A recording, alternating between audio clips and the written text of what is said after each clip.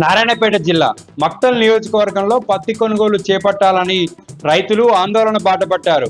మాగనూరు, మక్తల్, ఉట్కూరు మండలాల్లో రైతులు రోడ్డుపై బైఠాయించి నిరసన తెలిపారు. నారాయణపేట మక్తల్ రహదారిపై, కోదాడ రాయచూరు రహదారిపై బైఠాయించి నిరసన తెలిపారు. స్లాట్ బుకింగ్ చేసుకొని కాటన్ మిల్ వద్దకు వస్తే ఇక్కడ కొనుగోలు చేయమని, కాటన్ మిల్ బంద్ ఉందని చెప్పడంతో రైతులు ఆగ్రహాన్ని వ్యక్తం చేస్తూ రోడ్డుపై బైఠాయించారు.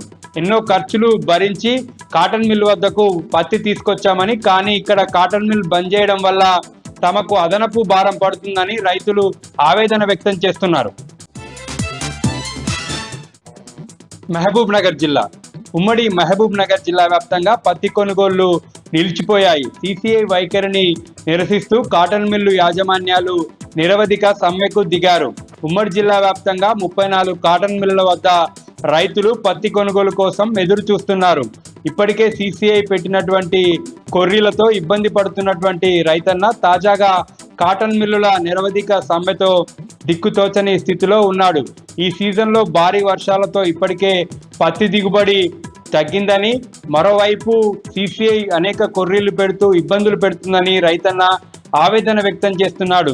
వచ్చినటువంటి తక్కువ దిగుబడి పత్తిని అమ్ముకోవడానికి కొనుగోలు కేంద్రానికి చేశారని రైతులు ఆందోళన చెందుతూ ఉన్నారు. మరోవైపు సిసిఐ ఎకరాకు 12 క్వింటాల బదులు 7 క్వింటాలు ప్రైవేటు వ్యాపారులను ఆశ్రయిస్తున్నారు. దీంతో తక్కువ ధరకే పత్తిని అమ్ముకుంటున్నారు అన్నదాతలు.